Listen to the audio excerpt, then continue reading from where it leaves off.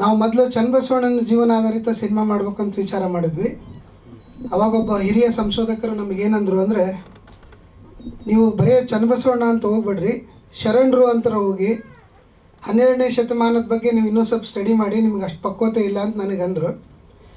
So ಆವಾಗ ನಾವು ಶರಣರು, ಅನುಭವ ಮಂಟಪ ಈ ವಿಚಾರವಾಗಿ ಸಿನಿಮಾ ಮಾಡ್ಬೇಕಂತ ವಿಚಾರ ಮಾಡಿದ್ವಿ. ಮೊದಲು ನನ್ನ ತಲೆಯಲ್ಲಿ ಬಂದಿದ್ದೇನು ಅಂತಂದರೆ, ಅನುಭವ ಮಂಟಪ, ಬಸವಣ್ಣ ಇವೆರಡು ವಿಷಯಗಳನ್ನ ಇಟ್ಕೊಂಡ್ರೆ ಏನು ಸಬ್ಜೆಕ್ಟ್ ಮಾಡ್ಬೋದು ಅಂತ ಯೋಚನೆ ಮಾಡಿದ್ವಿ.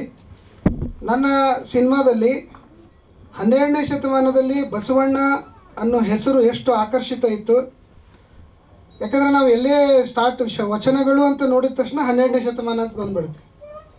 ಸೊ ಬಸವಣ್ಣನ ಹುಡ್ಕೊಂಡು ಎಷ್ಟು ಜನ ಎಲ್ಲೆಲ್ಲಿಂದ ಬಂದರು. ಮೂಳಿಗೆ ಮಾರಯ್ಯನವರು ಬಂದರು, ಕಾಶ್ಮೀರ ರಾಜ ಬಂದರು, ಅಫ್ಘಾನಿಸ್ತಾನಿಂದ ಮರುಳಶಂಕರ ದೇವ ಅವರು ಬಂದರು. ಹೀಗೆ ವಿಶ್ವಾದ್ಯಂತ ಹೆಸರುವಾಸಿಯಂತ ಬಸವಣ್ಣ ನಮ್ಮೂರವನು, ನಮ್ಮ ಕಡೆಯವರು ಅನ್ನೋದು ನಮಗೆ ಭಾಳ ಮನಸ್ಸಿಗೆ ನಾಡ್ತು.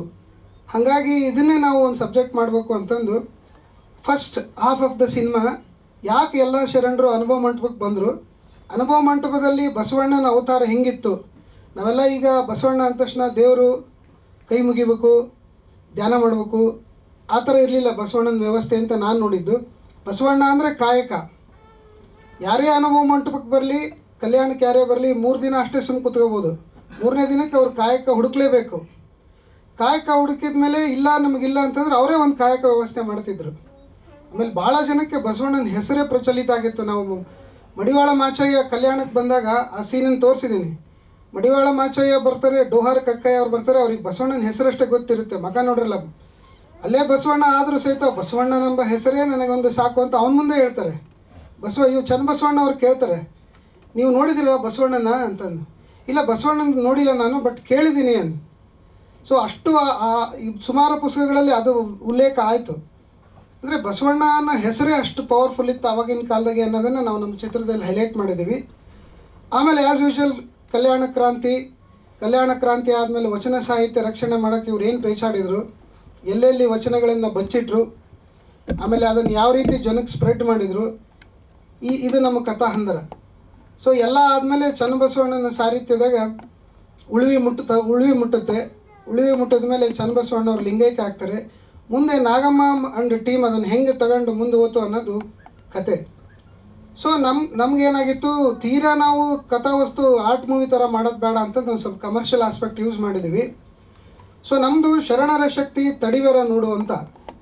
ತಡಿವೆರ ನೋಡು ಅಂತಂದರೆ ಭಾಳ ಜನಕ್ಕೆ ಏನಿತ್ತು ಅಂದರೆ, ಕಲ್ಯಾಣ ಕ್ರಾಂತಿ ಆದಾಗ ರಾತ್ರಿ ಕಲ್ಯಾಣನ ಶರಣರು ರಾತ್ರಿ ಬಿಟ್ಟರು ಅನ್ನೋದು ಒಂದು ವಾದ ಇತ್ತು. ಅದಕ್ಕೆ ಬಸವಣ್ಣ ಸಿದ್ದರಾಮೇಶ್ವರರು ಅಲ್ಲಮ್ಮ ಪ್ರಭುಗಳು ಕೂತು ಇದನ್ನು ವಿಚಾರ ಮಾಡ್ತಾರೆ, ಏನು ಮಾಡ್ಬೇಕು ಮುಂದೆ ಅಂದಾಗ.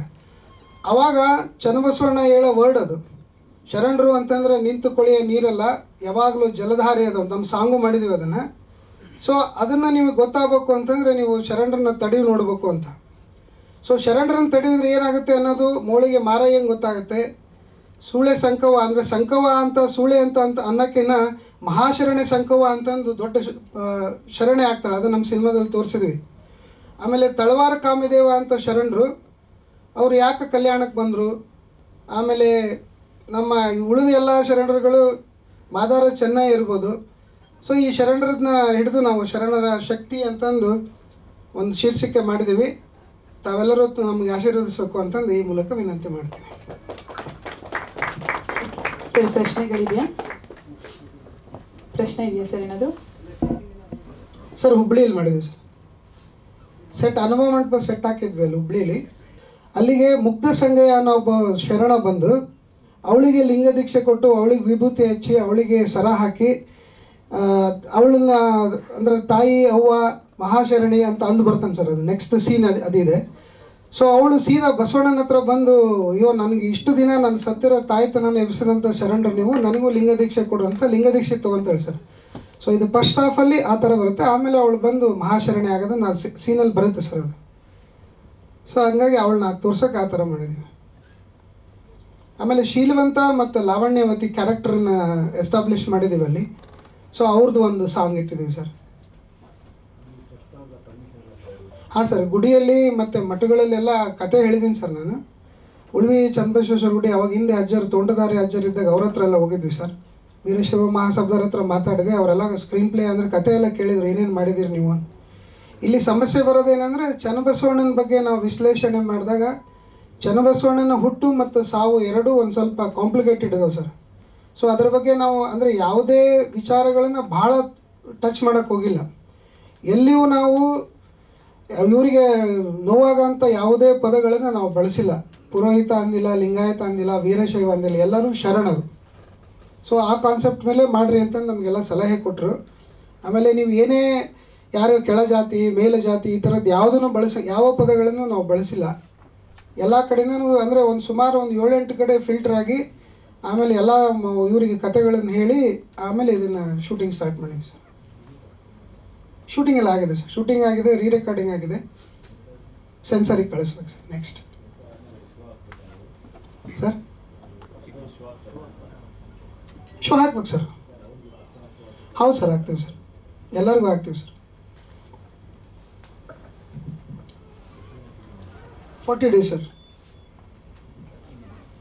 ಹಾಂ ಸರ್, ನಾನು ಮೊದಲು ವಜ್ರೇಶ್ವರಲ್ಲಿ ಅಸೋಸಿಯೇಟ್ ಡೈರೆಕ್ಟ್ರಾಗಿ ಕೆಲಸ ಮಾಡಿದ್ದೆ ಸರ್ 2010 ತನಕ ಮಹೇಶ್ ಬಾಬು ಅವ್ರ ಹತ್ರ. ಆಮೇಲೆ ನಡುವೆ ಬಿಟ್ಟು ಅಂದರೆ ಹುಬ್ಳಿಗೆ ಸೆಟ್ಲ್ ಆಗ್ಬಿಟ್ವಿ ನಾವು, ಸಿನಿಮಾ ಇಂಡಸ್ಟ್ರಿ ಬೇಡ ಅಂತ. ಮತ್ತು ಗುಡಿಯರೆಲ್ಲ ಕರೆದು ಇಲ್ಲ ಇದೊಂದು ಸಿನಿಮಾ ಮಾಡಿರಿ ನೀವು ಅಂದಿದ್ದಕ್ಕೆ ಮತ್ತೆ ಮರಳಿ ಮಣ್ಣಿಗೆ ವಾಪಸ್. ಅದಕ್ಕೆ ಕಮರ್ಷಿಯಲ್ ಆಡೋಕ್ಕೆ ಟ್ರೈ ಮಾಡಿದ್ದೀನಿ ಸರ್, ಮತ್ತೆ ಹೊಡಿತಾರೆ ಅಂತಂದು ಕಡಿಮೆ ಮಾಡಿದ್ದೀನಿ. ತೀರಾ ಕಮರ್ಷಿಯಲ್ ಹೋಗಬಾರ್ದು ಅಂದರೆ ಇದು ವಾಪಸ್ ಕಮ್ ಬ್ಯಾಕ್ ಬಸವಣ್ಣನೇ ತೊಗೊಂಬರ್ಬೇಕು ಅಂತಂದು ಒಂದು ಆಸೆ ಇತ್ತು ಸರ್. ಹಂಗಾಗಿ